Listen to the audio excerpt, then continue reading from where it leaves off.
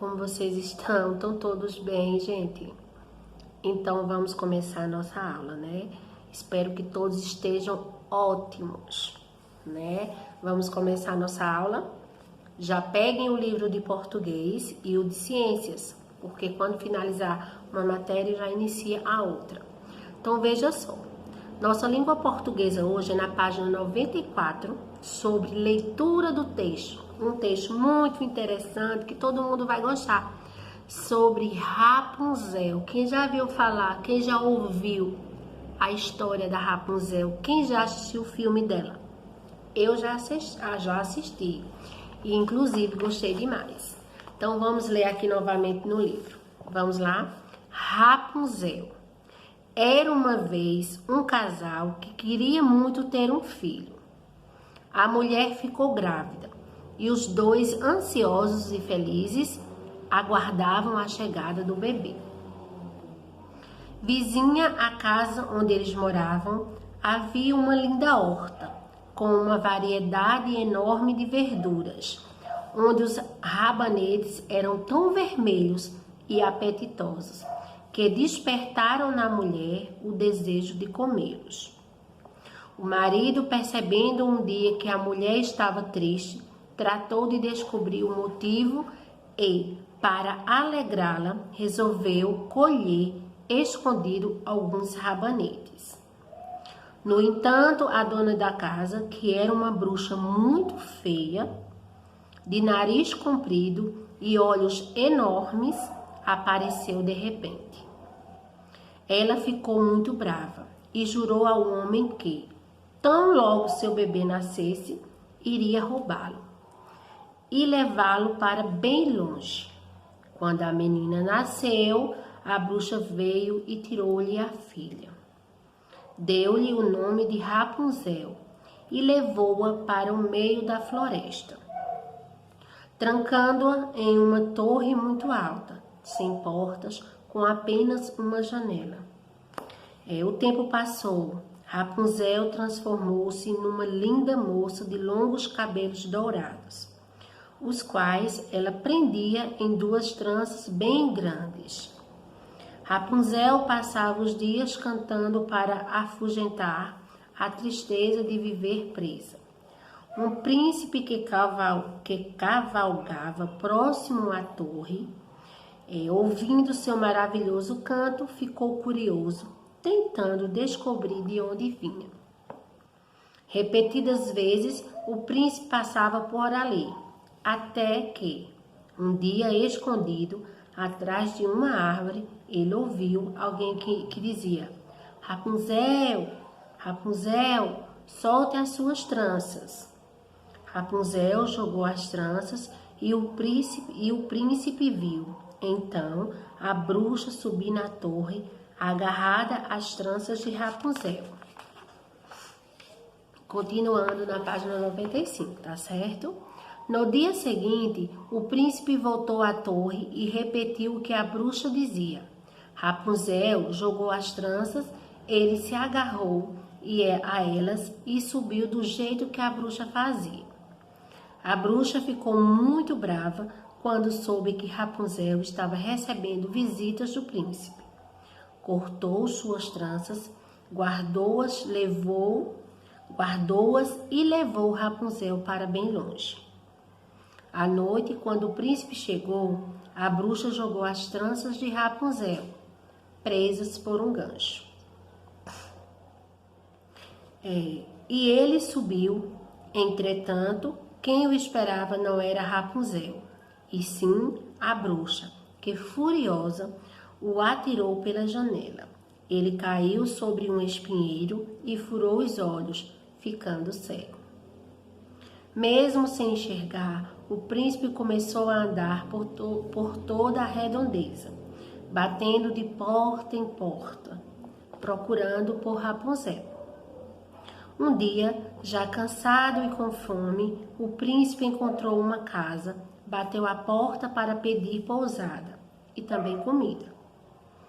Uma moça veio atendê-lo e assim que ela falou, ele reconheceu que era Rapunzel.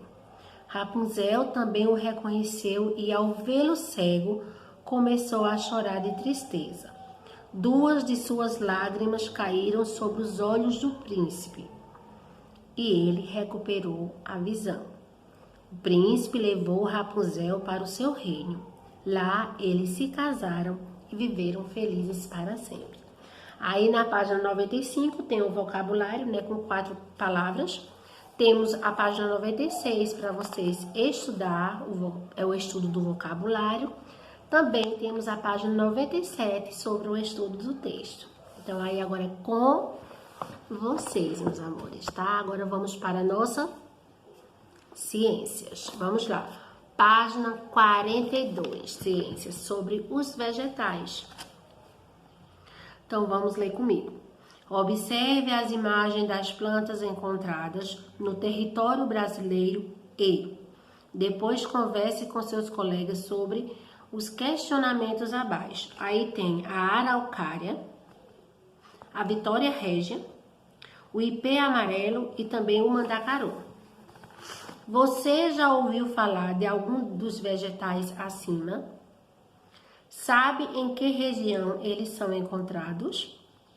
De quais formas o homem utiliza as plantas para o seu benefício? Então, gente, são 4 perguntinhas, são 3, né? 3 perguntinhas bem interessantes. Os vegetais são seres vivos que nascem, crescem, reproduzem-se e morrem. A maioria vive no solo, porém algumas espécies vivem na água e outras agarradas aos troncos de algumas árvores. O equilíbrio da natureza está intimamente ligado à preservação da flora. O que é flora? Flora é o nome do conjunto de todas as plantas que caracterizam uma região ou também um local. Então, continuando aí acima, um ambiente arborizado torna-se mais úmido, pois as plantas liberam água em forma de vapor durante a transpiração, deixando o clima mais ameno e também agradável. Além disso, as árvores ainda produzem oxigênio, purificando o ar que respiramos. A conservação dos vegetais é importante não só para o ambiente e todos os animais que vivem nele, mas também para nós que somos seres humanos, tá certo, meus amores? Que é o principal responsável pela destruição de áreas naturais para a construção de estradas, casas e também indústrias. Aí na foto tá mostrando, né? Que você tá vendo que tá bem devastada a floresta. Vamos ver aqui as utilidades das plantas. Os vegetais são essenciais para a nossa vida. Não conseguiríamos ar puro sem eles.